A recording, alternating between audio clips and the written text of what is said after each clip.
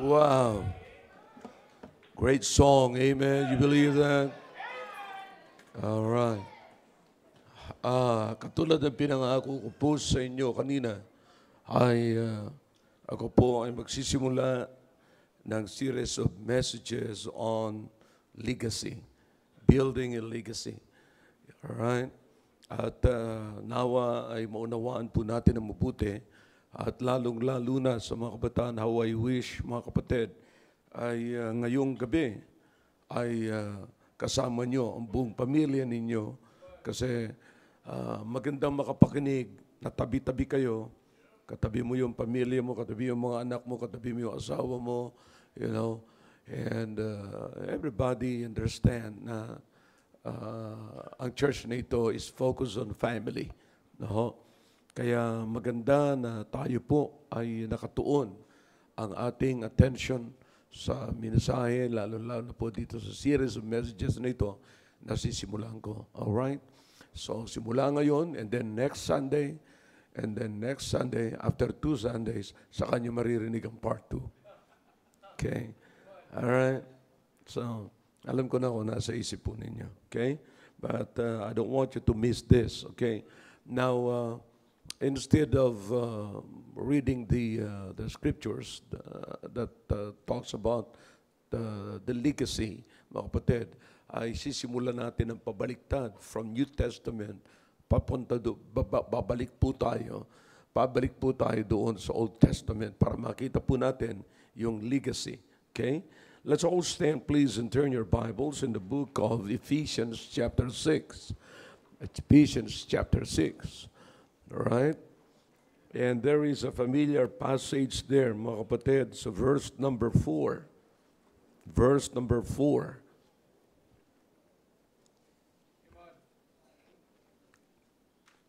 Familiar, amen. All right, again, sa mga walang Bibles, tumingala na lamang kayo at makikita niyo po yung passage na ating babasahin. Okay? All right, Ephesians chapter 4 or chapter 6 and verse number 4. Okay, tulungan niyo yung mga naghahanap pa at alam naman natin, you know, na yung iba hindi sila familiar sa kanilang mga Bibles, you know. Nagkikita-kita lamang sila niyan pagka may service. Alright. Are you with me now? Alright, verse number 4 is what the Bible says. And ye fathers, provoke not your children to wrath, but bring them up in the nurture and admonition of the Lord. Now notice the two words there, mga kapatid. Nurture and admonition. Okay? Alright, but sa una pa lamang, mga kapatid, aside from the connecting passage or the connecting words, the word and, okay, ang tinutukoy na po kaagad ay yung head of the family, ye fathers. So alam na natin kung saan nagsisimula yung legacy. Sino ang nagpapasa ng torch? Or sino ang nagpapasa ng baton? Are you with me? So alam na po natin kung saan nanggagaling yan. Now, mamaya bibigyan po natin ng liwanag ang bawat salita, word na atin pong babanggitin po rito. Let's bow our heads for prayer. Dakilang Diyos, salamat po sa talata na binasa po namin. Pagpalain niyo po ito na magbigay po ng gabay sa bawat sa amin. Lalo na po sa pagpapalaki po ng aming mga anak at pagpuproduce ng pamilya at pagpapalawak ng pamilya ayon sa imahen po ninyo, Panginoon. At pagpalain niyo po na maging maliwanag ang lahat ng ito at wala po akong ibang layunin kundi lalo pang maging strong ang bawat pamilya. Salamat sa mga magulang na naninindigan sa inyo pong prinsipyo, sa inyong salita, sa inyong gabay. Salamat na kayo po ang gabay po namin. Ang dahilan kung bakit meron po kaming isang pamilya na tumatayo sa gitna ng unos ng sanglibutang ito. Yan po ay dahilan sa katatagan ng inyong salita sapagkat ang inyong salita ay subok na po sa mga dumaang bagyo sa buhay po ng inyong mga anak. Pagpalain niyo po ito, O Diyos, sa pangalan po ni Jesus. Amen. All right, thank you. You may be seated in the presence of our God. Okay?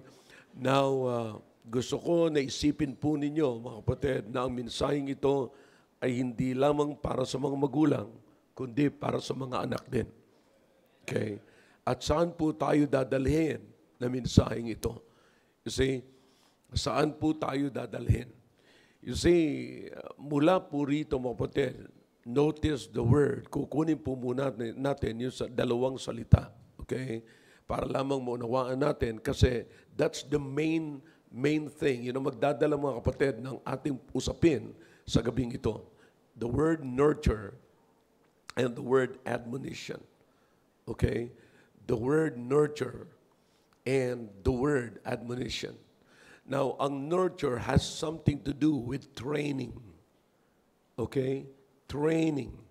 So, makikita niyo po yan, mga kapatid, na yan po yung, during the training, involved po dyan yung feeding. Okay? Kaya nga, nurture, mga kapatid. Okay? Involved sa training ay yung feeding. Pinifeed tayo. Alright? And then the word admonition, it means it's an authoritative action or push. Okay? Ibig sabihin, meron pong authority, merong demand, merong grip, pero meron pong pinaninindigan. In other words, kung magpapansin nyo, doon sa una pa lamang na sinabi ko po sa inyo, after the connecting word, kasi makikita nyo, mga kapatid, ang admonition, or ang verse number 1, sabi ni Paul, children, obey your parents in the Lord. Okay? Now, alam ni Paul na hindi basta-basta, naturally, no, na ang bata ay susunod. Kaya nga, sa verse number 4, after 2 and 3, verse 2 and 3, meron ng karugtong na end. Wag mo na muna idugtong yan doon sa verse 2 and verse number 3, idugtong mo yung verse number 1 sa verse number 4. Kasi may end naman eh. Alright? Now, if children, ang ibig sabihin, kung ang mga bata ay susunod sa kanilang mga magulang at kinakailang sumunod sa kanilang mga magulang, okay? Ayon sa batas ng Diyos or ayon sa alituntunin ng Diyos. Kaya nga, verse number 4, kaya nga, di ba? Nakalagay po dyan, fathers, ye fathers, provoke not your children to wrath, but bring them up. So, nakikita nyo po yung dugtong-dugtong, mga kapatid, yung connection. So, you can connect verse 1 kaagad sa verse number 4. Alright? Now, bakit? Yung salitang admonition, it's an authoritative rebuke. So in other words, sasabihin mo yan sa iyong anak, gawin mo ito. I'm the authority. Okay? So I'm the authority. Gawin mo ito. So, ano yung gagawin mo rito? Yung nurturing, kung ano ang ni-nurture ko sa iyo. Nurture is feeding, training. Okay? Kung ano yung sinasabi ko sa iyo, kung ano yung ni-nurture ko sa iyo, gawin mo. Put it into action. Okay? You're not just simply saying or telling your children to do it, but with authority, with an authoritative rebuke. You see, boom, you have to do that. See, naunawaan niyo yan? Kaya kayong mga bata, kayong mga, nandito na po tayo sa mga henerasyon, kapatid. Listen now. Sa mga henerasyon na ang pakiramdam ng mga anak, may karapatan din sila.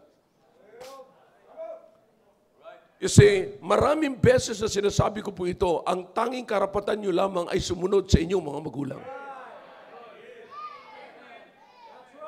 You see, bakit, kapatid? Listen, babalik po tayo kung saan natin nakuha ito. Sabi ng iba, pabago kasi ng pabago. No, actually, ito'y nanggagaling din, mga kapatid. Remember what the Bible says in the book of Proverbs 22 verse number 6. Di ba? Anong nakalagay dun po, mga kapatid? Train up in the way he should, and when he is old, he will not depart from it. That's the most important part right there. Anumang ayaw mo, anumang gusto mong manatili sa anak mo, ituro mo sa kanya habang bata pa siya. That's the point right there. Yan sa passage na yan. Anumang gusto mong manatili sa anak mo, ituro mo habang bata pa siya. Okay? Ngayon, iatras pa uli natin mga kapatid sa Deuteronomy chapter 6. Ano yung mga sinasabi doon? Okay? Let's go to the book of Deuteronomy chapter 6, mga kapatid. Genesis, Exodus, Leviticus, Numbers, Deuteronomy. Okay? All right. Verse number 7. Chapter 6, verse number 7. All right? Tingnan niyo po kung ano nakalagay dyan po, mga kapatid. And thou shalt what? Look at the screen. Or look at your Bible. Para mabilugan niyo, mga kapatid. And thou shalt what? Teach them diligently. All right? Now, grabe. In other words, talagang very diligent. Okay? Talagang you'll pay attention to what you're teaching. Okay? Don't you forget what you are teaching. Okay? Kasi mga kapatid, ang problema po natin, pay attention please, ang problema po natin, yung nabibitawan natin sa anak natin, nabibitawan lang natin pagka galit tayo. Pag hindi na tayo galit, nakakalimutan na natin. So, ang mahirap kapatid, kapag ka ang ating pagtuturo ay nakabatay sa ating emotion.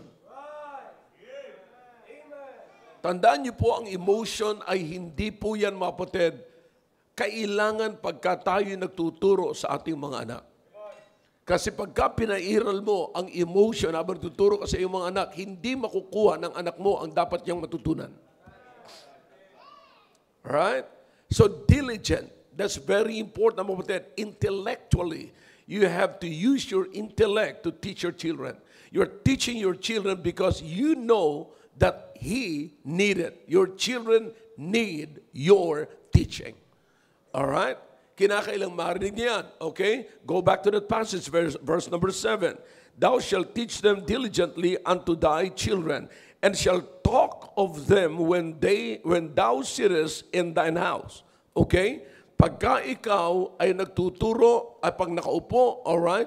So, tatawagin mo yung anak mo and teach them. Okay?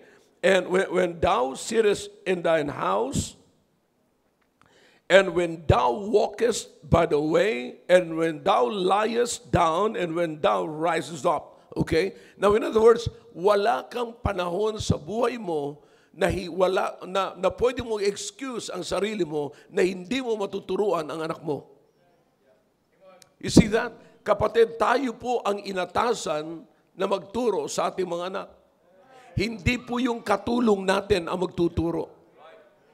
Tayo po, mga kapatid, because ang kailangan, pinag-uusapan natin dito, kapatid, makinig ng mabuti, ang pinag-uusapan natin dito is we are building a legacy. Now, listen to me now. Don't miss this, sapagkat dito iikot ang mensahe, ang buong series na ito, mga kapatid. Once you fail to build a legacy, you are starting creating liability. Okay? Now, once you fail, pagka nag-fail ka, pagka sinabi mong wala akong oras, alright, wala kang panahon sa pagtuturo sa iyong mga anak, maghintay-hintay ka sa liability mo. You see, your legacy will become your liability. Did you get that? All right. So, alam kong hindi mo magugustuhan. Mamaya, i-expound ko po yan, mga kapatid. Iti-trace lamang po natin kung saan nanggaling po yung legacy. Kung gaano po kahalaga po ito, mga kapatid. Sa Tagalog, pagka tinignan niyo po ito, mga kapatid, ang tawag dito ay pamana. Pero kung tutusin, ito po ay transmitted na katuruan, na kaugalian. Yan po ang legacy. Okay? Transmitted na kaugalian, na transmit mo, ipinasa mo na naging kaugalian. Ano, kaya mamaya may tatanong ako sa inyo, mga kapatid, kung ano ang gusto mo mangyari. Alright? Let's go back to this passage here. So makikita nyo, when thou sittest, and when thou what? Let's go to verse number 7. When thou sittest and in thine house, and when thou what? Walkest. So, bilugan niyo po yan mga kapatid, okay? Now, after walkest, when thou walkest, and then what? When thou liest down. And then, when thou risest up. Okay? Now, so, you see, mga kapatid, ipinapakita rito ang kahalagahan ng pagtuturo.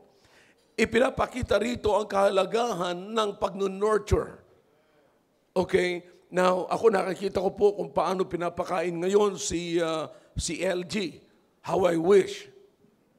But anyways, pinapakain siya ng kanin na merong ampalaya, merong kalabasa, merong okra, meron pa munggo, and then ano pa? Malunggay. Alright? Now, how I wish mga kapatid. Alright. Sabi ko sana habang kumakain ng ganyan si LG, sinasabayan ng kanyang mga magulang.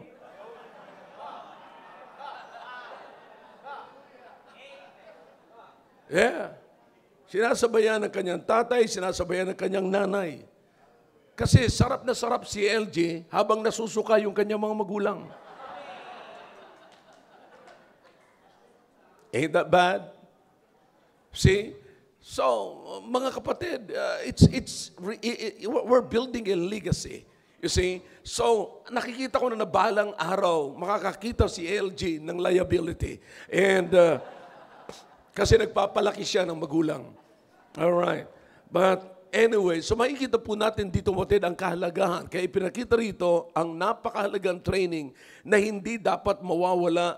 Wala tayong excuse, kapatid. Kapag nakatayo, naglalakad, nakaupo, nakahiga, at pagbangon, yun lagi huwag kakalimutan na meron tayong responsibility. Listen, ang kalakip na responsibility is always accountability. Tandaan niyo po yan. And then, hanggang sa makarating po, tandaan po natin, Deuteronomy is the 5th book of Moses. Okay? And then, matatandaan po natin right at the beginning, during the creation, kapatid, at kanyang kinumission yung babae, yung lalaki at babae. Okay? Yung babae, yung lalaki at babae, kinumission. Pinagsama niya. Nung sinabi niya, hindi maganda sa iyo, Adan, na ikaw nag-iisa. Okay? Kaya pinapili siya, mga kapatid, sa mga 4 ang paa. Sabi niya, ayoko. Ayoko. Sabi niya, mapapangalanan mo niyan, bahala ka na, pwede mo kasamahin. Pero sabi niya, Dan, wala akong nagustuhan. Buti naman, mga kapatid. And just imagine, mga kapatid, kung ang mga anak natin may konting sungay, you know, may buntot pa. Bagamat yung iba talaga mga bata, hindi mo alang makita, pero may sungay pa rin. But anyways, pero mahirap mga kapatid, makakita ka ng bata na 4 ang paa. At anyway, so makikita po natin mga kapatid na ayaw niya Adan, kaya sabi niya, alright, ito na ngayon. Sabi niya, matulog ka, at nung pinatulog siya ng Panginoon. And then pagbangon niya, may katabi na siyang babae. Nung nagkaroon na po ng babae, sabi, hindi maganda siya sapagkat hindi siya maganda na nag-iisa, binigyan siya mga kapatid ng kasama.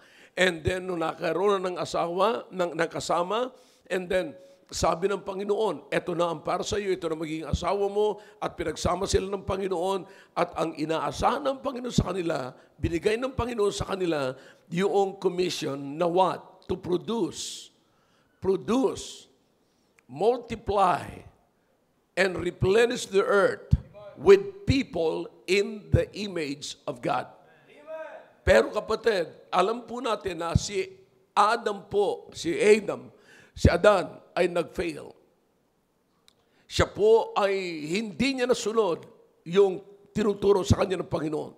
Kaya sa halip na makapag-produce siya ng mga taong in the image of God, nakapag-produce siya ng mga tao at na-multiply ang mga tao sa ibabaw ng mundong ito ng mga makasalanang tao. So just imagine that. Kaya nga po, binabalik po tayo doon sa imahe ng Diyos. Now, so nakita nyo mga kapatid, nakita nyo kung saan binabalik ng Panginoon. Nakita nyo kung gaano kahalaga yung pagpuproduce, kung gaano kahalaga yung legacy. na makita uli ng Diyos na ang bansang ito o ang mundong ito ay mapupuno, mga kapatid, ng mga tao at makakapag-produce at mamumultiply yung mga tao na ayon sa imahe ng Diyos. Di ba? So yan uli, yan ang gustong makita uli ng Panginoon. You see, yan ang gustong mangyari uli ng Panginoon. But, hindi na ang Panginoon muli magkikreate. Okay? But, inatas na ng Panginoon yung pag-produce po niyan sa bawat pamilya at under the supervision of the head of the family. Wala pong iba kundi yung lalaki. Okay? Kaya alam na po natin yung mga kapatid na ang responsible sa ganitong klaseng trabaho, una sa lahat ay yung mga head of the family, which is the man of the home. Okay? Are you with me? Okay. So yan po, at dyan po nagsisimula ang lahat, mga kapatid. Ngayon, here's the thing. Nakita po natin, maging sa Book of Psalm na sinasabi naman ni David. Nabasa po natin kay Solomon, bumalik tayo kay Moses, and then, ano sabi ni David patungkol sa bagay na yan. Okay? Now, let's go to the Book of Psalm 127. Okay? Psalm 127. Look in verse number 3. Are you with me? All right. Look at verse number 3. Law, children are what? An heritage. Okay? In other words, God's inheritance. Okay? And the fruit of the womb is His reward. Okay? Bakit? Yan po'y inheritance. Yan po ay galing sa Diyos, mga kapatid. Sa Diyos ang nagpasimula po yan, mga kapatid. Alright? Now, kaya sabi ng Biblia, as arrows are in the hand of a mighty man, so are children of the youth. Okay? And then he said, happy is the man that hath his quiver full of them.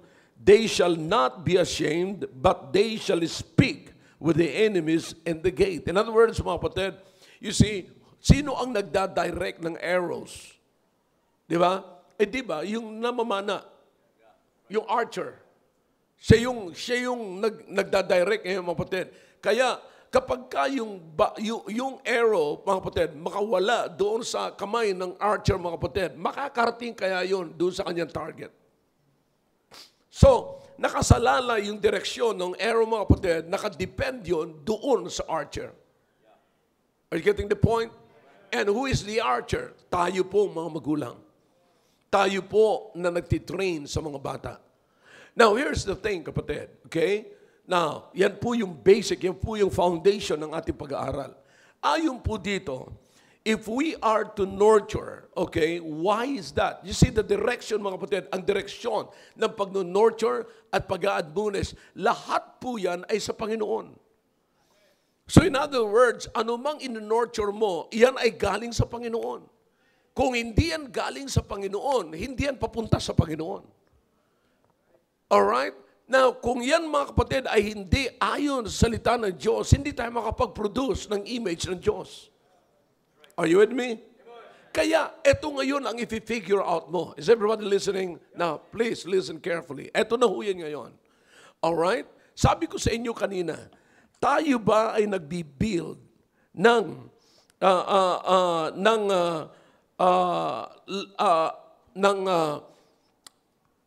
legacy or nagki-create tayo ng liability?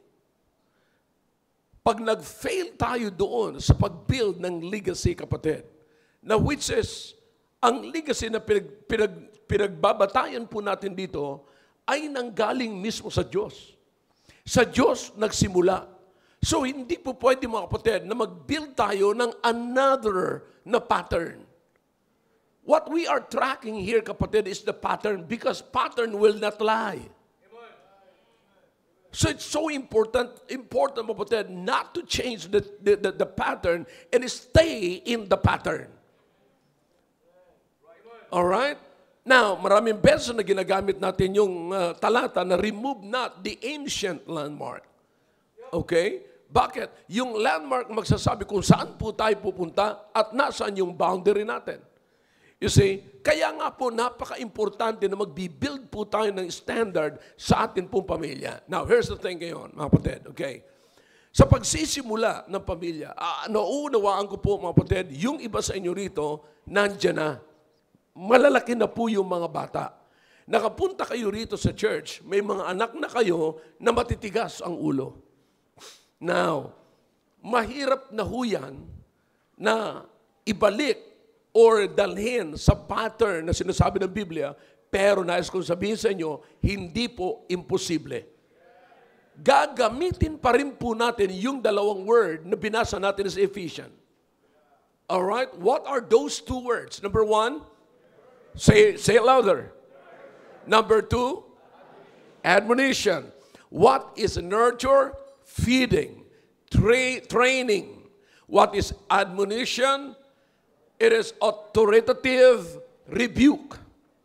Okay? That you have to enforce. Kinakailangan, ibigay mo yan because God has given you the authority to lead the home. So the question now is this, mga magulang, anong klaseng pamilya ang gusto mong itayo? Of course, Pastor, gusto ko siyempre yung maka-Diyos. Gusto ko magtayo ng godly home. That is what you want. Are you ready? Handa ka na ba tungkol sa bagay na yan? Will you stand in the Word of God against the opposition? Kapatid, wala hong nagbi-build na walang resistance. Tanungin nyo yung mga nagbi-build sa construction, mga kapatid. Tanungin nyo yung mga engineers. Tanungin nyo yung mga nag-i-involve sa ganyang klaseng construction, maray, kung walang anumang kinoconstruct mo, anumang binibuild mo, laging may resistance. Okay? Laging may opposition. Pag nag-build ka ng bakal, you have to cut it. Kinakailangan, lalagyan mo ng puwersa, kapatid, or else, hindi ka makakaputol ng bakal. Anumang binibuild mo, kinakailangan lagyan mo ng power. Hindi ka makakapagpabaon ng pako, hindi ka makakaputol sa pamamagitan ng lagari, ng kahoy, kung hindi mo lalagyan ng pressure. You have to press on. Anuman ang gusto mong i-build, you have to press on. Do you get it? Ulitin ko po, anuman ang gusto mong i-build, anuman ang gusto mong mangyari sa iyong pamilya, you have to press on. You have to put pressure on it. You have to enforce. You see, hindi po mangyayaring mabibuild lamang yan sa pagiging lamya or tatanungin natin yung bata, mga kapatid, kung saan nila gusto. Now listen, the Bible says is, bring them up in the nurture. You have to bring them up. Now, compare it to what Solomon said, to train up a child. Wala hong pagkakaiba. The Bible says, train up a child in the way he should go. Now, to train, kailangan po yan ng guidance, kailangan po yan ng feeding, kailangan po yan ng nurturing.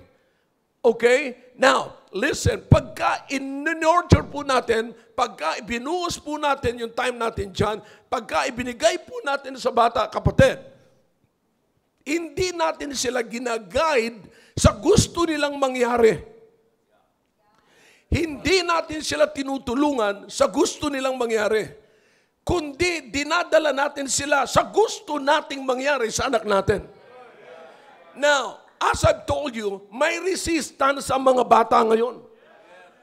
Saan nila natutunan yung resistance? Hindi ho sa magulang. Kundi natutunan po nila yan sa labas. Kaya nga napakahalaga, makikita nyo mga kapatid, maging ang pattern natin sa ating academy, mas maganda yung nasimulan natin yung bata sa bata.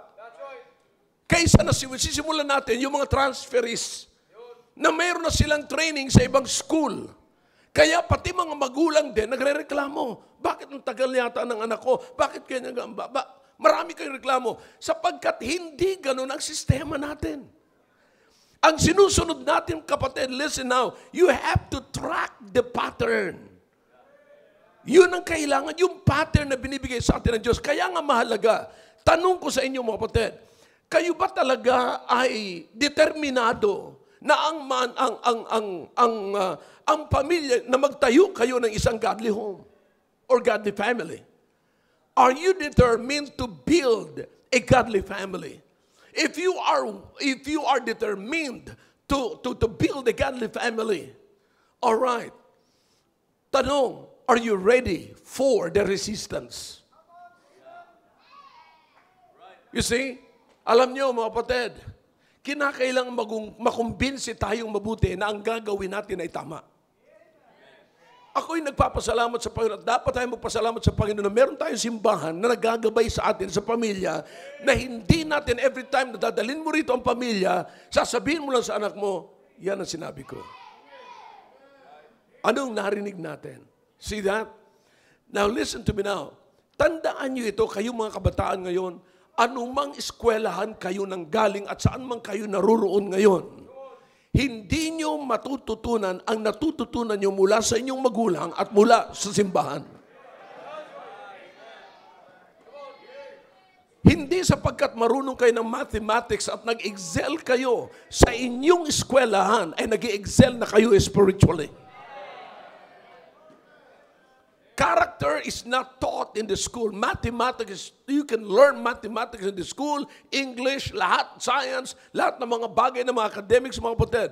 But as far as spiritual matter is concerned, you can learn it from the church or in the church. You see, ngayon, anong gusto niyong mangyari? Inuulit ko, mga magulang, kung hindi niyo pipiliin na matuto or na mag-build ng legacy, hindi nyo alam, unti-unting nakikreate ang liability. See? Napapansin nyo mga kapatid, yung mga bata ngayon, pumipili sila kung anong saan school sila pupunta. Anong gamit na gagamitin po nila? Anong way? Anong oras? Di ba? You see that? Anong oras? So, hindi man lamang nila, tayong mga magulang, nababasa yung nasa isip natin na ang iniisip natin sa kanila ay hindi lang para matuto, kundi ang iniisip natin sa kanila, dapat secured sila. Security. Binibigyan natin po sila na security, mga kapatid. Kaya nga po, ano po yung unang-unang security dapat i-provide natin sa kanila? It is not the physical security. Spiritual security. Dapat magkaroon po sila ng magandang mindset bago pumunta sa school. Kapatid, minsan nanghihinayang po tayo sa time. Minsan parang nagsasayang tayo ng oras na parang dapat nasa school na sila pero kinakailangan pang nasa church sila. Kinakailangan na nag-aaral na sila, pero a-attend pa rin sila ng mga services. So, you understand what I'm saying? Minsan nanghihinayang po tayo sa time na yan. Pero kung tutusin mga kapatid, yung pagbabasa ng Biblia, yung pagpupunta sa church, yung pag-a-attend at pag-involve sa gawain ng Panginoon, hindi ho yan basta lamang mga kapatid a-attend. Hindi lamang ho yan basta for the sake of pumunta sa church traditionally. But it is also a part of security that we are trying to establish in their life. Bakit? Kasi pag pumunta sila sa school, wala silang panlaban, kapatid, sa mga matatagpo at may encounter nilang problema sa school. Wala silang panlaban, kapatid, na mag-i-stand doon sa school. Kaya, ang ganda, pinili pa nila yung pinakang mataas na paaralan, napaganda at kilala. Pero doon sila na disgrasya. Bakit? Kasi yung mga nandoon, mga kapatid, nandoon sa eskwelahan na yun ay mga kilalang tao, mga gwapo, mga ganda, na walang ibang ginawa kundi yung magpaganda. At darating tayo dyan sa punto na yan. Pero ang una muna natin makita is establish a security inside, sa loob ng bata, kapatid. Kasi, bakit sinabi ko sa inyo na hindi pangunahin yung physical? Sapagkat hindi mo na siya makikita physically pagpunta sa school. Alangan naman ho mga kapatid, pasok na siya sa school. Ayun, sunod ka rin. Hanggang sa school, pagdating sa room, dito lang ako ha. O, diyan ka lang. No. Ang mangyayari ito, dalawa nang nasa eskwelahan. So, anong dapat natin gawin? I-build natin sa loob yung security. Paano mabibuild yun, kapatid? Listen, bago siya matambakan sa kanyang isipan ng mathematics, bago siya matambakan sa kanyang isipan ng mga English, ng grammar and everything na kailangan sa English, bago siya matambakan ng kanyang major course, mga kapatid, listen, dapat kinakailangan ang mind niya is more of God. More of God.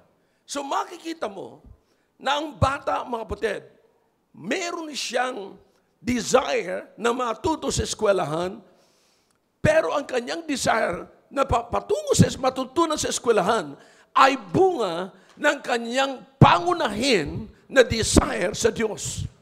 You see that? Because he's got to be more of God rather than more of academics or anumang mga subjects na matutunan niya sa eskwelahan. You see? So ngayon makikita niyo, mga kapatid, promise. I hope hindi ho ako nagsasalita ng hindi nyo alam. Ngayon, bulgaran na nakikita nyo na ang mga bata ngayon, kahit hindi makapag-church, basta't nandun lamang sila sa school, at makikita nyo ngayon, tamad sila sa gawain ng Panginoon kasi kulang sila sa salita ng Diyos. At natatakot sila, mga kapatid, na bumagsak sa eskwelahan at kinikilala nila, mga kapatid, kinikilala nila, no? Tinatanggap nila. And just imagine na huwag kang maamatin ng simbahan kasi may exam bukas, nagre-review. In other words, kaabalahan, kawalan. Yung may bibigay nila sa pag-church, kapatid, kaabalahan at kawalan na yon sa kanilang pag-aaral. Now, dito muna ngayon makikita mo natin, dapat tayong magulang, nababasa natin kaagad. Nababasa natin kaagad yan. At nakikita natin, ang anak natin ay kulang salita ng Diyos. You see that? Now, listen to me now. I tell you kung ano ang resulta nito, mga kapatid. Kaya nga ngayon, pag may kaaway sila, pag may kagalit sila, you see, because eto ang kanilang buhay, kapatid. Ano ang nangyayari ngayon? They will choose to post their emotion rather than to pray. Pag nag-asawa na po sila at nagkaroon sila ng away ng kanilang asawa, they would rather post their emotion, their anger in the media rather than praying for their husbands.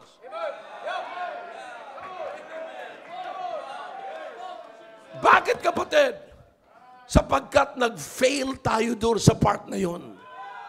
Yan ang totoo ngayon. Mas maraming nagpo-post ngayon ng emotion kaysa mag-pray.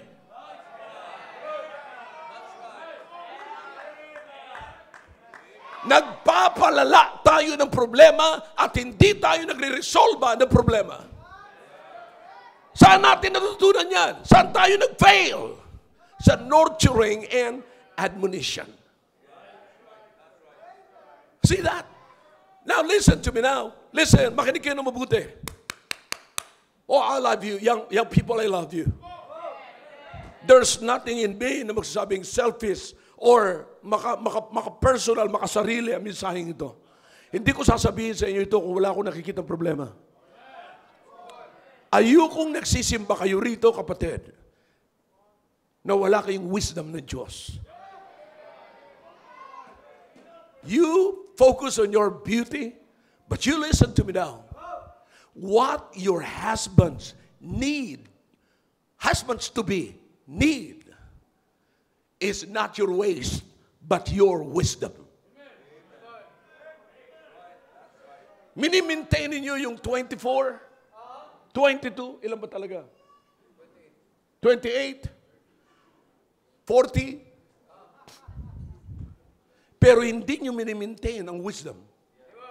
You know how to handle your waist, but you don't know how to handle your wisdom. God's wisdom. Listen to me. What man is looking for is not a viral woman, but a virtuous woman.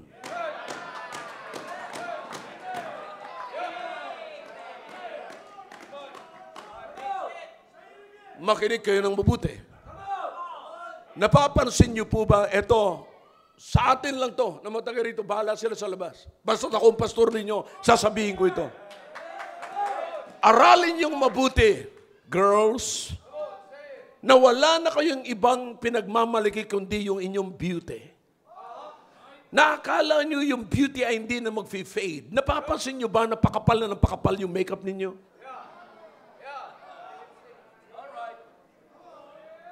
Because something is fading. Alright? But if you focus on your beauty, you will glorify your body.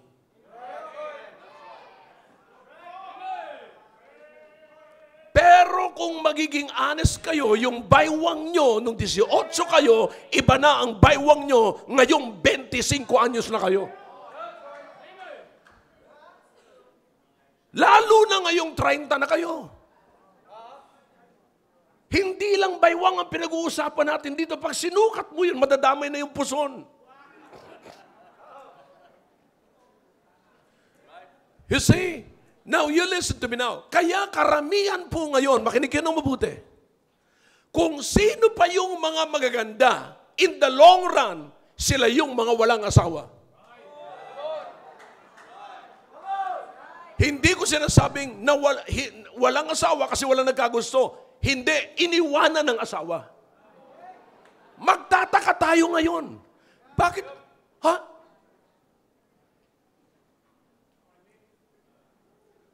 Ha?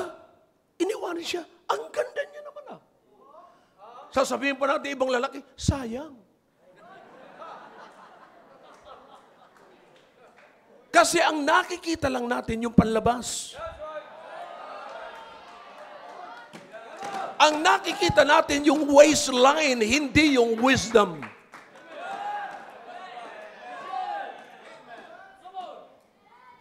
Yun ang nakikita natin. Pero kung tutuusin, kapatid, pagka napangasawa mo itong taong ito, ay nakakuha ka ng liability at hindi ka magkikreate ng legacy. Sa iyo lahat ang gastos. Bakit? Wala nang ibang ginawa, kundi lahat ng kanyang nasa isip. Ang nasa isip niya, kapatid, ay walang iba kundi yung, mag-scroll, gumamit ng electric fan, tumayo, maupo doon sa sala at manood. Sino magbabayad ng bills? Hindi siya. Ikaw. Liability ang nakuha mo. Now, listen to me now. Eto, tutuloy ko. Sasagutin ko muna yung tanong ko. Bakit at the end, kung sino pa yung magaganda, siya pa yung nagsusolo? Bakit? Kasi ang minentain niya yung beauty niya at hindi yung family niya.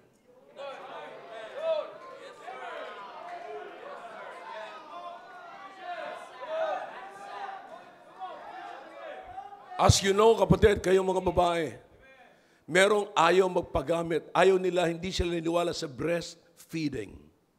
Bakit? They have to maintain yung tindig nila. You see? Sa kanila tayo mag-usap-usap. Kontrolin mo ang emotion mo, yun eh. Pero yan po ang totoo niya, mga kapatid. Hindi sila iniwala doon kasi masisira yung figure nila. But you listen to me now. Here's the thing, kapatid. Sinasabi ko sa inyo na pagka hindi tayo naging maingat, nag-fail tayo rito, tignan nyo kung sino at ano ang madadamay. Ano na naman uli ang mapuproduce? Ano na naman uli ang mapuproduce, kapatid? You see, nakakalungkot man. Pero yan ho ang totoo, mga kapatid.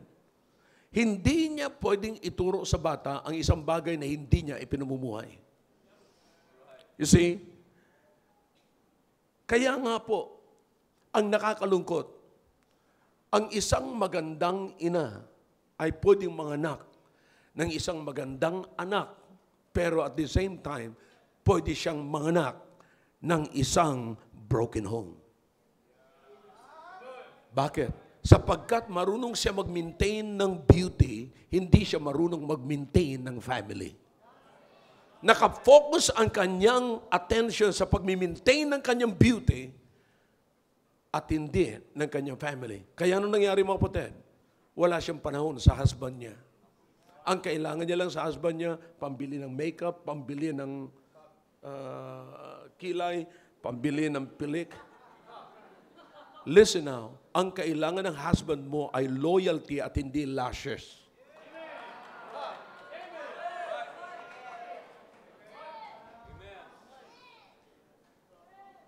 I hope you're getting the point, mga kapatid. Okay, mas nakakagrabe ba ako, mga kapatid? Okay, but listen, that's more important. Now listen, kaya nga po, mga kapatid, ang tanong ko ganito, are you ready? Now listen to me now. Young people, kayo mga estudyante, na marami kayong excuses, listen, alam nyo ba, sa kay-excuse ninyo, nagpapahayag lamang yan, na wala na kayong wisdom o kulang na kayo sa wisdom ng Diyos. Now, do you understand why you keep coming to the church? You keep coming to the church for one reason. To get more of God. To get more of God. Kaya nga kung pupunta tayo sa simbahan na wala man lang kayo naririnig na mensahe katulad nito, paglabas nyo, anong meron kayo? Katulad pa rin ng dati. Now, sa kai-excuse ninyo, excuse. Hindi nyo alam na sa halip na gumawa kayo ng paraan. Di ba? Yung ibang kalalakihan dito, alright? Hindi kayo nakasama, bagamat meron kayong chance, iba, sa mga estudyante, ha? Na pwede kayo makasama sa Men for Christ. Hindi nyo kayang mag-absent, na parang ganun ba kahalaga talaga? Na hindi ako sasama sapagkat ayoko mag-absent sa eskwelahan. You see, ganun ba kahalaga yun? Ano ang mabibuild sa inyo kung sumama ka? Yeah, meron akong, alam niyo mga kapatid, listen, parang umiinom ka ng mga gamot, di ba? Pag uminom ka ng gamot, for example, umiinom ka ng antihistamine. That's my candy.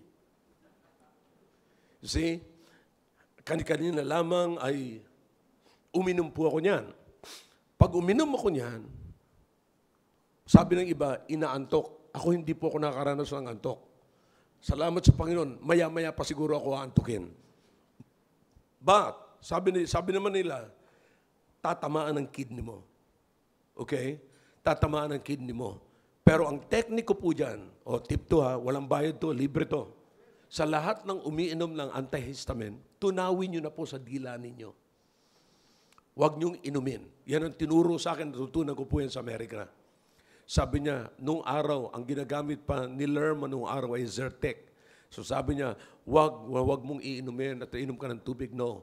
Huwag mong tunawin sa loob. Dito pa lamang sa dila, tunawin mo na. Okay? Now, tip lamang po yan. But, you see, may mga side effects. Pero tignan mo, pag-aralan mo mabuti, yung side effects at saka yung advantage naman pag tinake mo. Alin ang nakakalamang? Okay? Now, here's the thing. Estudyante, sino estudyante? Raise your hands. Higher. Okay, all right. Okay, para matapos na yung pagkukunwari ninyo. Okay? All right, down. Okay, ganito gagawin ninyo. Tingnan nyo mabuti. Yes, yung time na pagpunta nyo sa church, makukuha yung time ng pag-aaral ninyo.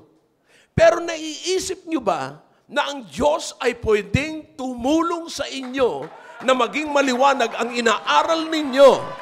At hindi lamang maging maliwanag, siya ang magre-retain ng inyong memory. Lahat ng dapat mong ilagay sa memory mo. You see? Or, siya ang iingat sa mga disturbances na pwedeng mangyari at gawin sa iyo during your study. So, alin ang naiisip mo doon? Hindi ka ba pwedeng tulungan ng Diyos? Now, alin ba ang mas greater? Yung wisdom ng mundo o yung wisdom ng Diyos? Wisdom from the earth or wisdom from above? Which one is greater? Kaya sabi ko sa mga nag-i-excuse, halata mong hindi nagbabasa ng Bible, halata mong hindi gaanong mahalaga sa kanila ang Diyos. Kapatid, wala kayong pwedeng i-substitute sa Diyos.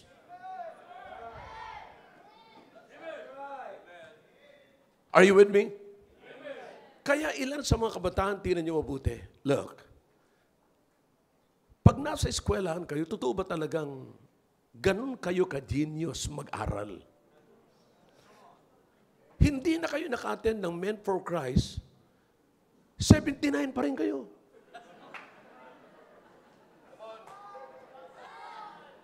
Hindi naman kayo nag-first honor.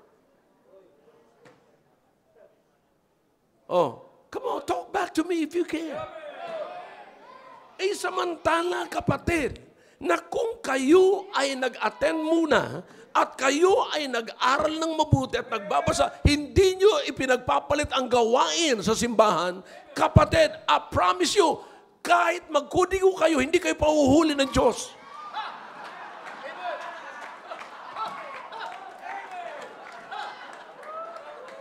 No. That's a joke. That's a joke. Record it down. That's a joke. The truth of the matter is you don't need to cheat. Bakit? Sapagkat ang magbibigay sa iyo ng talino ay ang Diyos. Siyang magpapaalaala ng lahat ng yan.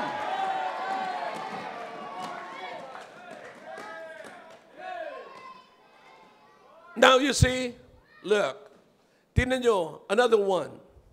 If you have more of God, kapatid, makinig kayo mabuti mga estudyante. Bago pa man, alam nyo mag-aaral na kayo eh. Mga magulang, tingnan nyo mabuti kung saan ko dinadala. I hope kakampi ko kayo ngayon. Or kakampi nyo ako ngayon. Okay? Kung saan ko dinadala yung mga bata. Alright? Sa kaisipan, na alerto kayo. Alam niyo na mag-aaral kayo. Alam niyo nang papasok kayo. And at the same time, alam niyo ang church services. Alam niyo may Wednesday night kayo. Alam niyo may Sunday kayo. At yung iba sa inyo, alam niyo choir member kayo. At alam niyo mga ing-ingera kayo. You see, alam niyo kumakanta kayo sa choir. Now let me ask you a question. Gaano kahalaga sa inyo ang ministry? Na kung mahalaga sa iyo ang ministry, anumang magtatanggal sa inyo sa ministry, aabangan nyo na yon. Na hindi dapat mangyari. Alright, bago pa man mag-enroll, pumasok ang enrollment, aaralin nyo na saan school ako at ano ang schedule ko na dapat kong unahin. Aagahan ko pag-enroll. Bakit? Para hindi ako maubusan ng schedule na hindi sasagasa sa ministry ko. Pero kumikitid na ang wisdom natin kasi ang attention mo nasa waistline mo at hindi sa wisdom. Ang attention mo ay nasa beauty at wala sa family. I hope you're with me. Again, pag mag-asawa ka, hindi niya kailangan yung viral woman. Ang kailangan niya is virtuous woman. Darating ka doon. Darating ka doon sa punto na yon. Kaya mga kapatid na, listen to na, mga magulang, ako'y nagpapasalamat sa mga magulang. Don't get tired. Huwag kayong mapapagod. Huwag kayong matatakot. Listen, the Bible is very clear. All Scripture is given by what? Approved by God. In other words, God, once you apply the Scripture, God is in it and God is for it. Kakampi mo ang Diyos. Kapatid, ano bang tatalo sa iyo kung kakampi mo ang Diyos? Alright, now listen to me now. Listen to me now. Kumontra man ang anak mo dyan, kakampi mo ang Diyos. Kumontra man ang asawa mo dyan, kakampi mo ang Diyos. Now, ano sabi ng Bible? It's profitable for what? Doctrine. For what? Reprove for what? Correction and instruction and righteousness. You see that? Nandyan lahat. Eto na yun, salita ng Diyos na yan. Paniwalaan mo yan. Ilagay mo ang buhay mo dyan. Ilagay mo ang puso mo dyan. Now, you listen to me now. Young people, madali lamang kumontra sa mga magulang. Pero isipin nyo yung consequence ng pagkontra sa magulang. You go to the book of Proverbs chapter 3. Tignan nyo kung ano ang basis ng long life and peace. Nasaan? Trust in the Lord. Okay? Trust in the Lord. You cannot separate the word from the Lord. It goes together. Okay? Now, if you will put your trust in the Lord, you are also putting, and you must put your trust also in the Word. Okay? Now, you listen. Kaya nagkakaproblema po sa loob ng pamilya, may mga bata, kapatid, na gustong sila ang masusunod, na akala mo talaga napaka-busy. Now, listen to me now. Makinig kayo ng mga magulang. Pag sinanay nyo ang inyong mga anak, alright, kasi alam nyo ang mga bata ngayon, mga kapatid, nakakalungkot man sabihin, hindi na sila multi-directional. Nagiging directional na lamang sila. In other words, kapatid, hindi mo sila pwedeng pagkatiwalaan ng dalawang trabaho. Isang trabaho na lamang sila. In other words, pagka gusto nilang mag-aral, pupunta at kukulong sila sa kwarto at huwag mo silang i-istorbohin. Nasa buong akala mo talaga nag-aaral sila, pero nag-i-scroll lamang sila.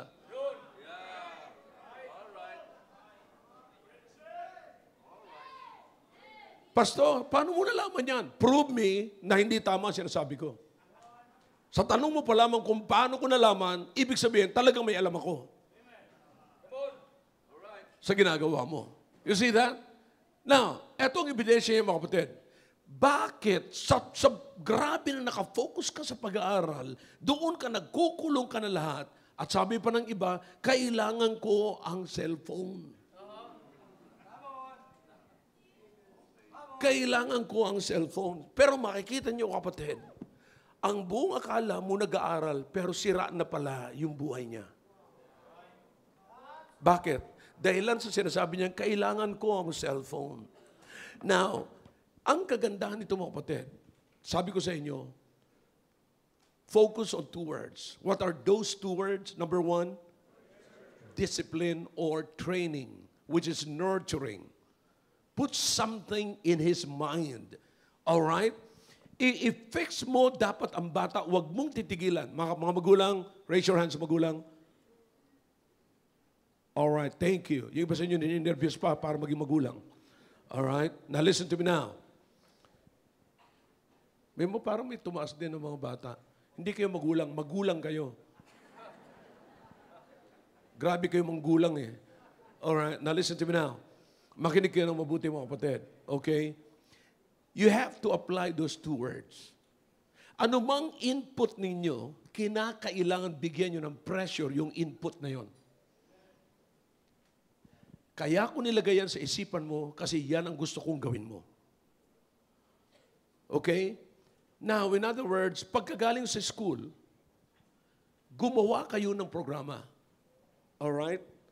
Kayo ang gagawa. Listen, ang ano lamang natin yan, ang alam lamang natin ngayon, mga kapatid, is this. Ano yung alam, mag-aaral sila. Alright. Pero, gumawa ba yung mga estudyante ng programa nila sa pag-aaral? Anong oras ang alis mo? Is there anyone here, mga magulang, na alam nyo ang schedule ng inyong mga anak sa pag-aaral? Hindi nyo lamang kinuha yung dala-dala nila. Ako'y nagpapasalamat sa Panginoon. Ako, hinihingi ko po yan sa mga estudyante na naririto na miyembro ng choir at saka ng mga ing-ing. Okay, they're trying to excuse themselves. Sabi ko, alright, padalhan nyo ako ng schedule ninyo. Hanapin ninyo ang butas doon. Okay, anong ginagawa mo rito? So wala ka palang pasok dito. Anong ginagawa mo? Kapatid, makinig na mabuti. You better track the patterns and not their words. They can lie in words, but they cannot lie in their patterns. See the tactics. Hindi makakapagsinungaling sila. I-pattern mo sila. Okay? Now, sasabihin nila, ay, itong bakante niya, nag-aaral ako dyan. Okay? So, okay. After that, anong oras dapat ka nasa bahay? Anong oras ka dapat umuwi? Alright? Anong oras siya umaalis ng bahay? At anong oras siya umuwi? At ilang oras siya sa eskwelahan? Po, sabi ng iba, bakit ba nagsimba-simba pa si nanay ngayon? Ang problema, recorded to dong. Recorded to. Alam pa to ng mga magulang mo. But listen to me now. Alam mo na ngayon, anong oras ka aalis, anong oras ka babalik. Kailan ka, anong araw ka umaalis ng alas 8 at anong araw ka umaalis ng alas 10. Know the pattern. Okay? Bakit kinakailangan doon? Hindi sapagkat wala kang tiwala sa anak mo, bagamat yun na nga. But listen, wala kang tiwala sa dyablo. Hindi mo dapat pagkatiwalaan ng dyablo. Pangalawa, para makagawa ka ngayon ng programa, ano ang gagawin niya bago umalis? Come on, talk back to me if you can, you young people, na pag umalis kayo na hindi nyo man lamang natiklop ang inyong hinigaan at parang nagkaroon ng gera sa loob ng kwarto ninyo bago ka umalis. Tapos papasok, mag-i-inspection ngayon, papasok, uunahan na ngayon ng konsentidorang asawang babae ng ina, yung kanyang, yung tatay. Bakit? Kasi pagka yung tatay ang napunta, mga kapatid, magmumura sila in Jesus' name. And pagkatapos, para maiwasan yung ganong galit, para uunahan na ngayon ng nanay. Ang nanay na magliligpit. Kaya pagpasok ng tatay, ay, mabuti naman yung anak ko talagang tino na. Naligpit na. So, ang totoo nun, yung nanay ang nagligpit. Ebidensya, hindi niya pa naliligpit yung hinigaan niya. I mean, yung hinigaan ng nanay. Inuna niya lamang iligpit yung hinigaan ng anak niya para hindi mamura yung anak niya. Now, listen to me now. Here's the thing, kapatid. So, alam mo ngayon, anong oras siya uuwi? At ano ang inaasahan mo na gagawin niya pag-uwi? Ilagay mo sa programa mo. Gumawa na ka ng programa. Now, listen to me now. Hindi mo pwedeng sabihin at payagan ng iyong anak na hindi na siya magtatrabaho sa loob ng pamamahay mo at hindi na siya mag-i-involve sa ministry kasi nag-aaral siya. That way, kung yan ang mangyayari, mga kapatid, sinasanay mo ang inyong anak sa katamaran. At katamaran is liability. You are agreeing with the liability that your children, son or daughter is creating. Sila nagki-create ng liability. Ang problema nito, pinapayagan mo. Now listen, tayo mga magulang, kung tayo ay pinagkatiwalaan ng Diyos na alagaan at i-train ng ating mga anak, God will give us the wisdom. Bibigyan tayo ng wisdom. Hindi dapat makalusot yung anak natin. You see that? Kaya alam natin, kapatid. Now listen, that way, tinitrain mo ngayon yung anak mo na hindi lamang maging directional, kundi multi-directional. Are you with me? I don't know if you like what I'm saying right now. Pero kapatid, sinasabi ko sa inyo, kung hindi ka magbibuild ng ganitong klaseng legacy, magki-create ka ng liability within the family. See? Now, so, alamin mo ngayon. Now, listen, pagka sinabi ng anak mo, nanay, pagod ako, alam mo naman, tapos maya, may gaganon-ganon, ikaw naman, pairalin mo yung emotion. O sige na nga, ako na nga lang. Tapos na. Mamaya, nasaan yung anak mo? Nandun sa kanto.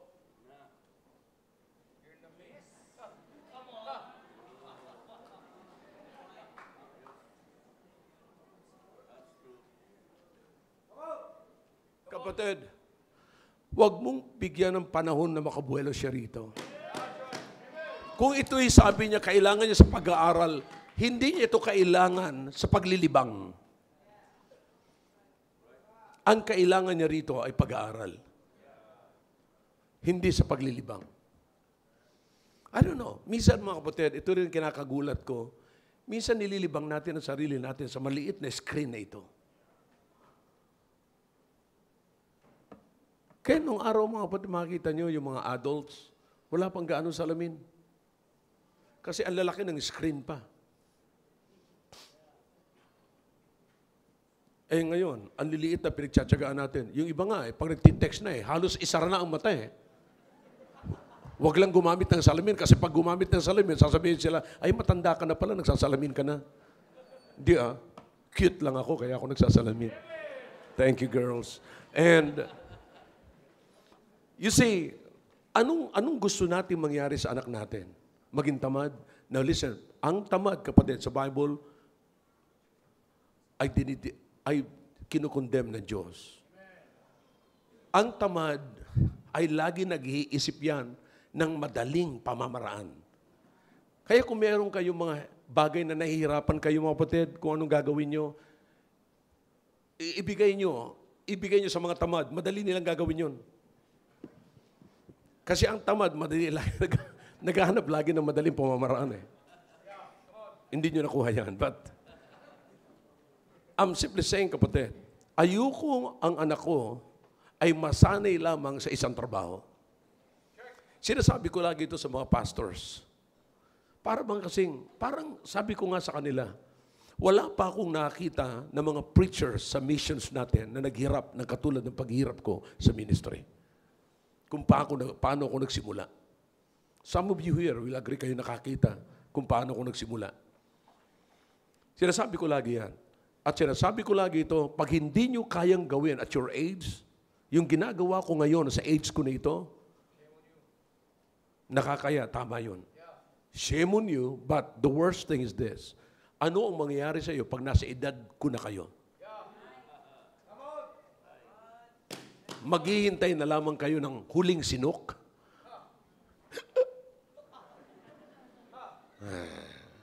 Ganon? See? See, you understand? Kaya, listen, sabi ko kanina sa Sunday School, kapatid, anong tinuro ko kanina sa Sunday School? Kahit na anong klaseng crisis meron ka financially, don't forget to give back what belongs to God. Habang nag-aaral ka, gaano man kahirap ang iyong pinag-aaralan, huwag mong kakalimutan, kailangan mo ang Diyos. Kailangan mo ang Diyos. Huwag mong ilalagay sa isang tabi ang Diyos sapagkat nag-aaral ka. Kundi isama mo lalo ang Diyos para maging madali. Take my yoke upon me, for my yoke is what? Easy. And their burden is light. See that? Now, ang problema natin, ayaw nating isama ang Diyos. Young people, hindi ko mo nag-aaral kayo, ay nakafocus na lamang kayo sa pag-aaral at pwede ka nang mag-skip sa church, pwede ka nang mag-skip sa ministry, lahat na lamang gagawan mo na excuses at sasabihin nyo, nauunawaan naman ako ni Lord. Kapatid, hindi ho natin alam kung saan natin dinadala. Naalala ko nung araw, ang sinasabi ko nung araw, inaabangan. Minsan, ayoko munang umuwi. Nung high school ako, ayoko munang umuwi. Kasi alam ko, inaabangan ako ng tatay ko. Kasi yung tatay ko, yayayain na naman ako na gumawa kami ng kulungan ng baboy. At saka kulungan ng baka. Kaming dalawa lang. Sabi ko, mukhang ako na lang yata ang kaya ng tatay ko. Kaming dalawa. Tinuturuan niya ako maglagari, paano, pagkapaganon, saan ang bigat. Dapat sa uli. Okay? Pagkahugutin mo, saan ang bigat? Dapat doon sa dulo. See that? So, dapat paganon. And then, pag nagpukpok ka, ang unang dapat tamaan, yung kuko mo. No. Kaya minsan, hindi mo masentro yan dahil lang sa hawak mo sa martilyo. Diba? Parang sa pagpuputo ka ng baril, pag ang gatilyo ng baril ay nandito sobra, alam mo na kung saan ang kabig niyan. Diba? So, dapat alam mo kung alin lamang ang hawakan mo dyan. Alright, anyways, kalimutan natin yan. Lahat yan, mga kapatid, ay panlabas. But listen right now. Dapat, young people, samantalahin nyo ang pagkakataon na meron kayong magulang na mag-nurture sa inyo at come on, what's the second word? Admonish sa inyo. See that? Now listen, kapag ka ang magulang ninyo ay merong enforce, parang may pressure na sabi sa inyo, ilagay mo yun dyan. Ito ang kailangan mo, huwag kang magreklamo. In the first place, hey, kung babagsak ka, hindi naman ikaw nagbabayad ng tuition. Listen, trust your parents. Magtiwala kayo sa inyong magulang kung saan kayo pupunta at kung saan kayo dadalhin. Your parents knows best. Mas alam. Hindi yung, nung araw na alam ko ako naman yon, hindi naman kayo. Pinili ko yung engineering kasi ang gusto ko nung araw talaga, gusto ko ng CE. Civil Engineering. Kaso wala ng school na tumanggap sa akin. So napunta ako ngayon sa eskwelahan na walang gaano nag-i-enroll. Tinanggap ako kasi wala silang income. Alright. So, pero engineering pa rin. At sa engineering, mga kapatid, ang gustong-gusto ko doon, kaya pinili ko sana yung civil engineering kasi inggit na inggit ako doon sa mga may hawak na T-square. Di ba? Pag naglakad ka, bit-bit mo yung T-square, kunyari gano'n, tapos ganito ka, gwapo. Yeah, engineer, T-square. Pero pagdating sa drawing, nagpapadrawing ako. Akalain mo yan, kumpleto ka sa lahat. May mga protractor ka, meron kang mga paliko pang gano'n, mga ruler, at meron kang T-square, na yung T-square ko pa, mga adjustable, mga multi-purpose pa. High class, you know. And sasabihin ko lang sa tatay ko, ganito, dapat bilhin natin T-square kasi at least pagka ito lang, kahit ito lang, okay na. Pero kung gusto mo lang, medyo class ka ng konti. Tapos pag bit-bit mo ng gano'n, may mga titingin sa inyo, ay, galing. Tapos naka-white duck pa ako kasi Navy kami nung araw eh. Originally talaga Navy ako eh. So, papasok kami kasi mariners eh. Nakaputi, nakasumbrerong gano'n, tapos may T-square. Pang bihira. Kahit hindi ka gwapo, parang gwapo ka na rin eh. Feeling gwapo ka lang. You see, just like some of you here, mga kapatid. You know, but, you know what? Ang problema, papasok ka sa school, naka-white duck, naka-T-square, pag uwi mo, lasing. Bakit? More of yabang, less God. You understand? That's me. Kapatid. Kaya, ayokong mapunta ang mga kabataan doon sa kalagayan na katulad nun. Ngayon pa lamang sikapin nyo na mas marami kayong Diyos kaysa kaalaman ng mundong ito. Again, what you need is the wisdom of God. Parents, listen. Alam natin, dito muna tayo magtatapos, alamin natin ang mabuti kung saan natin dadalhin ang mga anak natin. At listen, kung gusto mong makarating yung anak mo doon sa gusto mong puntahan, listen, put pressure on it. Huwag kayong matakot, huwag kayong mahiya, huwag kayong mag-alangan kung alam ninyo na ang salita ng Diyos ang dala nyo. Why is that? Sapagkat kakampi mo ang Diyos. Kasama mo ang Diyos. So, in other words, yung mga excuses na ginagawa ng mga bata ngayon, na sabihin nila, ay, kasi ito ngayon yung week na ito, grabe kami ngayon. Okay. So talaga, paano naging grabe? Alamin mo yung schedule. Ano gagawin mo? Ito. Okay. Anong nadagdag lamang? Exam namin. Pero yung schedule, parehas pa rin. So, listen to me, young people. Bibigyan ko kayo kayong mga estudyante, bibigyan ko kayo ng technique. Okay? Kaya kayo kinakabahan sa exam kasi hindi nyo siniseryoso during the lecture. Why worry during the examination if you are taking time during the instructions? If you are paying attention to the instructions, why worry about the examinations? See that? Kaya minsan, kapatid, may problema tayo sa examination. Gusto nating sunog na ganun. Eh, alam mo na may examination eh. Naka-schedule lang nga dyan kung kailan ng exam eh. So, anong dapat dito? Kaya nga sinasabi ko ngayon sa Bible School, pagka akong teacher, alright, huwag niyong isulat kung anong pinapasulat. Kasi ako hindi nagpapasulat eh. Nagsusulat sila kung anong naririnig nila sa akin. Okay? Now, pag nagpa-exam ako, open notes. Pero wag mong isusulat kung anong nasa note mo.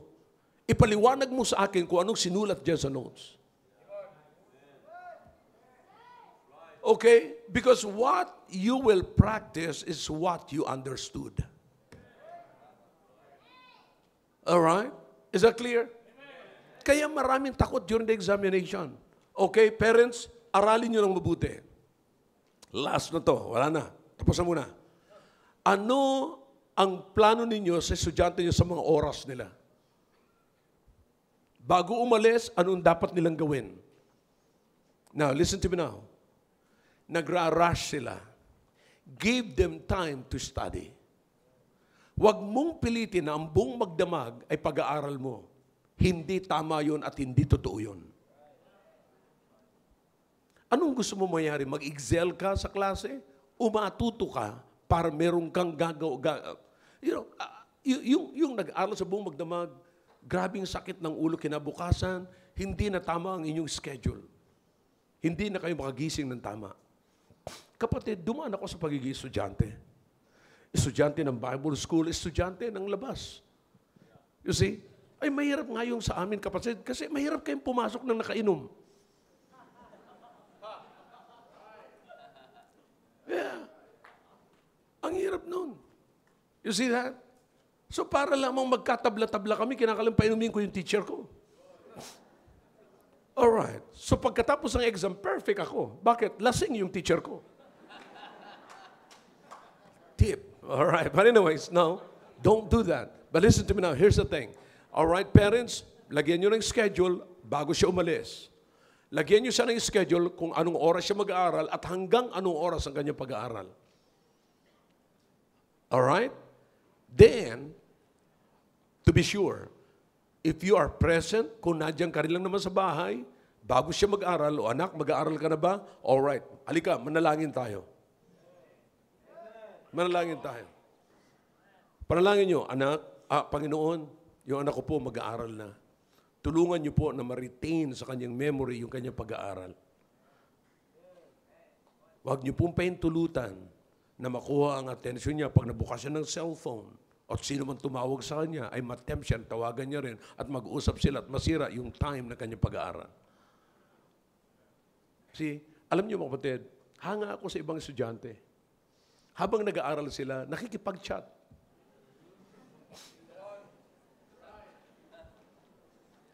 Alright. Check it. Okay? Yung bang anak ninyo bago umalis naka-uniform o nakasuot ng pang-civilian? Bago ba sila umalis, chinek nyo kung ano ang nasa bag nila? See? Baka naka-uniform sila.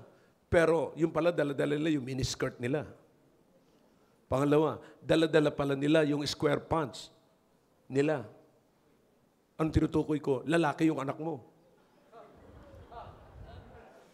Pero pagdating sa eskwelahan, naka-square pants. Nakahanging ang t-shirt. Mariosep.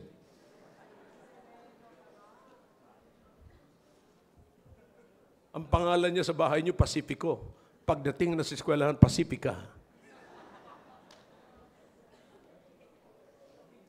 Listen. Ano ang kinikreate? You want to build legacy, pero bakit nakakapag-create at isang araw nagiging liability? I think the worst part of it is when your legacy becomes liability.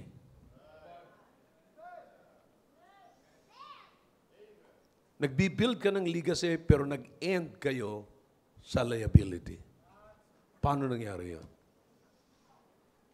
Brethren, again, ang kailangan natin dito is these two words, nurture and admonition. Don't forget the word admonition. There must be pressure. You have to enforce what you feed them, what you implant to their minds, what you inculcate, yung nilagay niyo mga kapatid sa kanilang minds. You have to enforce it. You have to press them to do it. Or else, you will fail. Pag nag-fail kayo, yung inyong legacy magiging liability. Am I clear to you? Or I hope mga kapatid, natulungan ko po kayo dyan.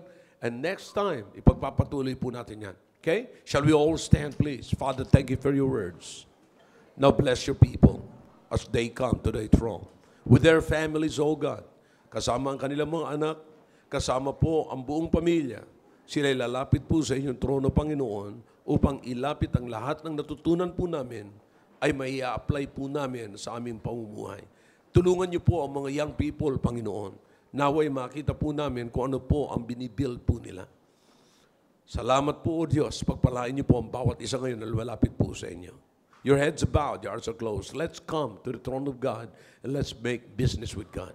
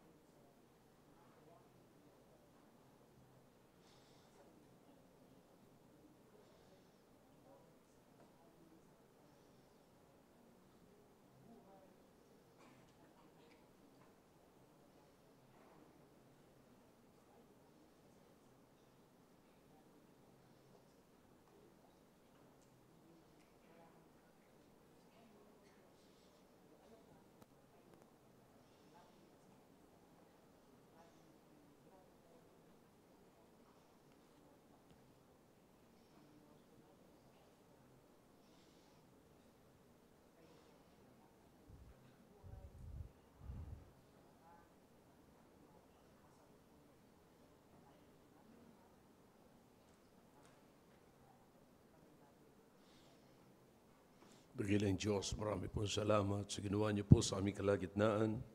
Salamat po, Panginoon, sa lahat ng salita niyo na tinanggap po namin. Thank you for giving your people understanding that they were able to take your words, your message with gladness. Salamat, Panginoon, sa lahat ng narinig po namin. Pagpalain niyo po ang inyong salita. Tunay na kailangan po namin ang inyong gabay. Sapagkat kung wala po kaming gabay mula po sa inyong salita, hindi po namin makikita ang biyaya sa aming pamilya, sa aming pagsasama, at pagsasama-sama bilang isang pamilya. Salamat po, O Diyos, pinupuri ka po namin sa pangalan po ni Jesus. Amen. All right, thank you. Back